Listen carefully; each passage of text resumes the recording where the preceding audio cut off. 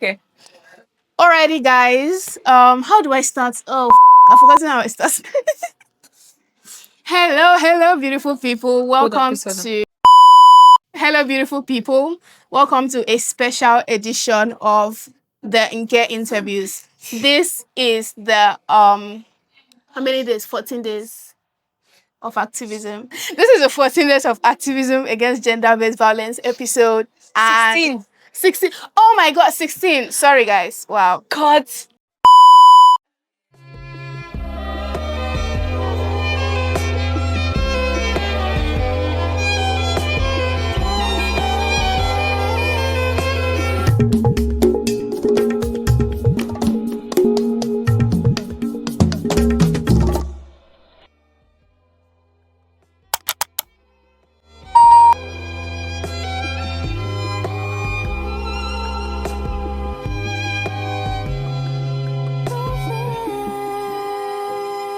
This is the 16 days of activism against gender-based violence episode, and I am joined by the amazing, the delectable Chair Joy, and she's going to introduce herself shortly.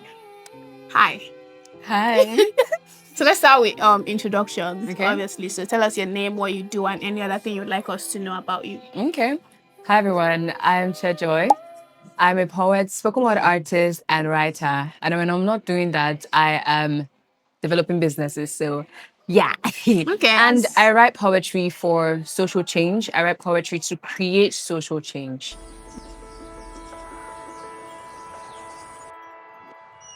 We had light in our hands. The eureka before river blindness took hold of our sight, we had our children. Until they were kidnapped by sleeping sickness, we had our families. Until we overlooked these tropical diseases that consumed us slowly. Ce poème commence en Afrique subsaharienne, où plus d'un demi-milliard de personnes sont enchaînées par une succession enfermée de maladies tropicales négligées. Okay. If your friends were to give you an award, what do you think the award would be? Workaholic. My friends call me workaholic, and to be honest, I'm not ashamed of it. Only with my full chest. Okay. Fair enough.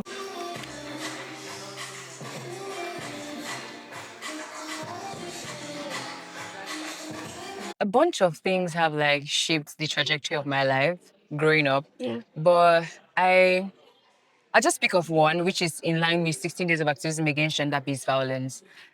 One day I was walking on the street and I just saw this man beating up his wife on the street. And I was barely up to 10 by that time, but I was so infuriated. I was so upset. I was upset to a point where I attacked the man on the road. I didn't know what I was doing, honestly. I just figured that was something that was not supposed to be happening. And since from that time, I discovered that, okay, this is something that I take interest in. And I basically just grew myself and my poetry in that light. I'll talk about other things, but I'd say I focus more on gender-based violence issues, and hence the core of this current project that I'm currently doing, Eveolution 25. They say every child has a future, but for the girl child, it is written on auction blocks, written out of laws and systems meant to protect her, out of schools in the Taliban into sexual abuse from teachers in classrooms. The girl child is full of so much potential, but how will she grow? When according to UNICEF, 12 million girls are married before 18, when gender-based violence and teenage pregnancy follow her like shadows, and silence is being taught to her as a means of survival. Education is the key to breaking this cycle, but someone keeps changing the locks. So, poetry for me, the journey has been tough. It has been sweet. It has been bitter. It has been nice. And it has been hard. But at the same time, I think that it's what you get when you're really passionate about something. Is how you know that you're on the right track. There are hard days, there are amazing days, there are fabulous days. There are days where you feel above the moon, and then there are days where you feel like the ground is above you. Ah, God. So why poetry? Why did you choose poetry as your outlet? Why not music, for example? Can I shock you? What? You started with music. Oh my god! That was a lucky I guess. started as a rapper. Are you Okay. I actually started as a rapper. Don't go trying to find she raps. my Okay, this is raps. Don't this is even good. try. This is wow. I'm going to try to do that for you guys because I love you. I'll try. That's not But cool. So I actually started as a rapper. yeah. I went for like several rap competitions. It was interesting. But I figured that poetry was the only way that I could accurately express what I wanted to express. And I felt like, which is not true, but that was the narrative I was sold, that rap was about rage and you had to like vent. Yeah. I wanted to be allowed to be soft and to be hard and to be angry and to be obsessed whenever I wanted to. And that's poetry gave me Gave that. you that. And poetry helps me write like a lot. I don't know how to explain it. You can still do the same with poetry, but the narrative of rap, which I was sold to at that time, wasn't what I was really looking for. So I switched to poetry. Plus, you get the part where, you know, there's, oh, producer wants to sleep with me. I had that. So I was like, you know what? Wow. Okay. We're not doing this. I'm not Yeah. doing this with you guys. So I just swapped to poetry because it was easier for me to like manage everything and yeah. Okay, but what do you think are like the best and worst parts of being a poet? There are no worst parts. Okay. Trust Oh, me. I like that. I There are like no that. worst parts I because like that. it's very interesting. One day you sit and you're like reminiscing about how the day wasn't going well and then now it's going well. And like that's the best part about it because I enjoy the highs and lows. The lows teach me that, oh, I should not be comfortable in this position. And the highs teach me that, oh, wherever you're heading to is the right place and you get there. What? Oh, I actually do like that answer. Okay. Okay. What's your favorite line from a poem? Could be yours, could be anyone. Dreams do not care for whose quilts they are born by Basha Muneni. Okay. Okay. Okay. Let's say it again. Dreams do not care for whose quilts they are born. Basically, doesn't matter where you're born, doesn't matter where you come from. As long as you have a dream and you push for it, you're going to succeed. The saddest way to die is with your legs wide open. The saddest way to live is to be born a victim, a doormat, a stop sign for molestation and garnish for screams, a fruit plucked before it ripens, head facing backwards with a depression in your stomach. That your rapist will be released the next morning on bail, and your mother, who cannot afford a lawyer, forcefully returns home to sing your eulogy. When another woman is silenced for saying no, for choosing her sanity over self-destruction, for picking life over love, our mothers call it the ripple effect. When her middle pages are read into a dirge, during Bible study, in a church, the priest calls it a burnt offering. 1 in 8 women have been shipwrecked by fishermen making fishes of women. At dinner, on a first date, at home, in a crib, made manure for soil on the streets. There are bodies carrying stories it wants to forget, but the scars will always remind us that we are not safe.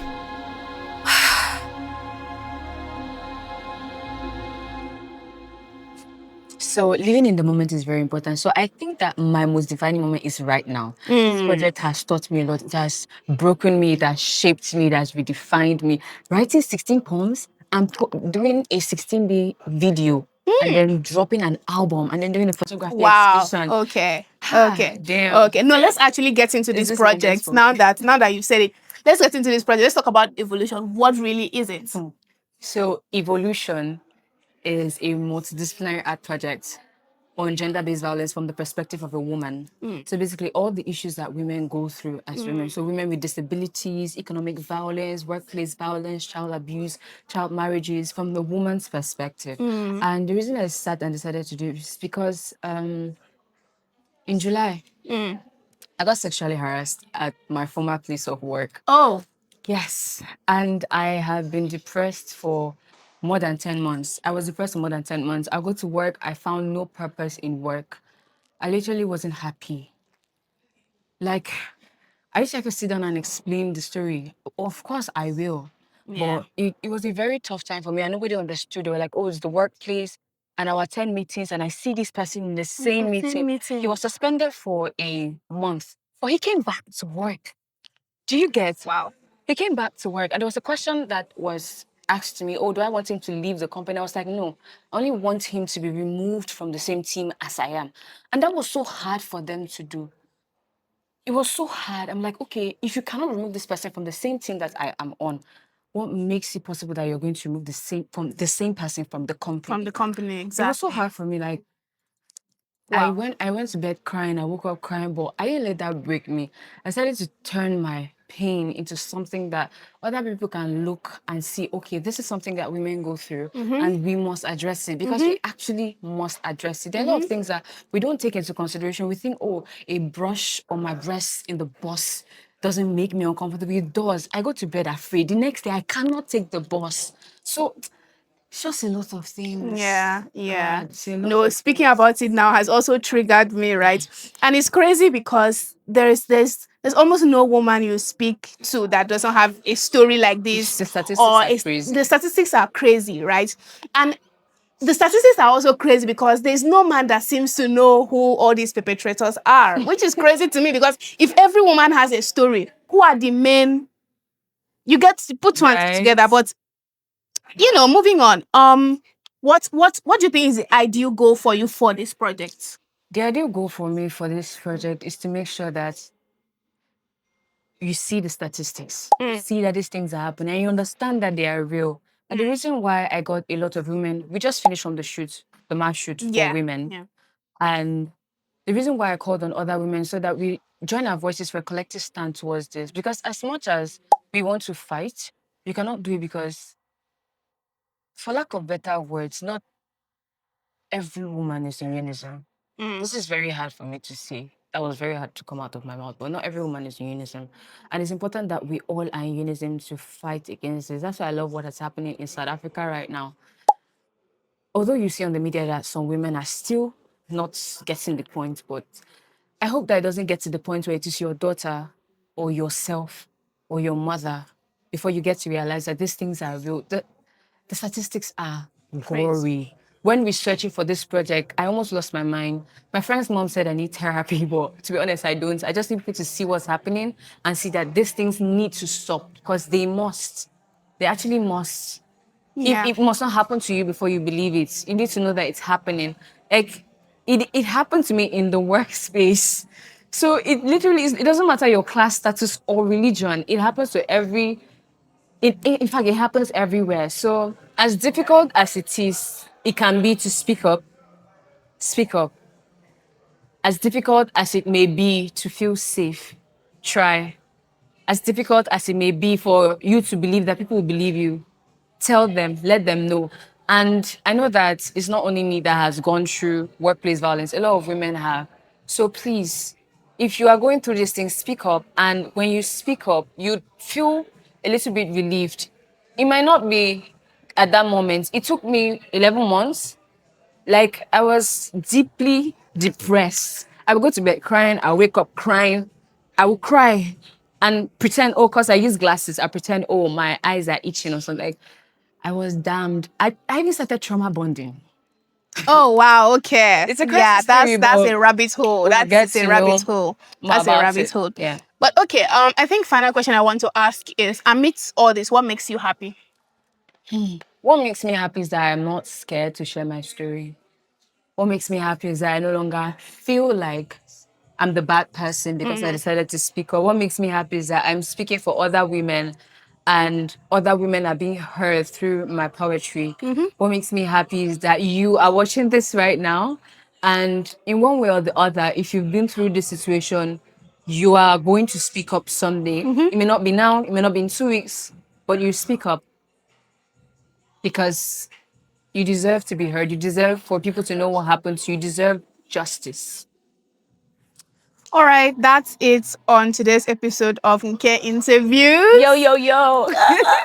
Thank you so much for coming. Thank you so much. You guys know what to do. Like, subscribe, all of that things. Like, subscribe, But share. importantly, speak up, right? Speak up. We believe you, we hear you, and we love you. Yeah. And also, my poetry album drops on the 11th of December, and it's titled Eveolution. So stream, Stream. and spread the word against gender-based violence. Woohoo! Bye, guys.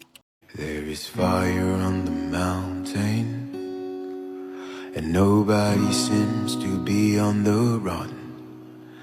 There is fire on the mountain top, and nobody's running. I wake up in the morning, tell you what I see on my TV screen. See the blood of an innocent child, and everybody's watching. Now I'm looking out my window, and what do I see? I see the army of a soldier man marching across the street. Hey, Mr. Countryman, can I have a word to talk to you? 'Cause you were dealing with a dead man's corpse, and you don't know what to do. So there is fire on the mountain, and nobody seems to be on the run. There is fire on the mountain top, and nobody's around.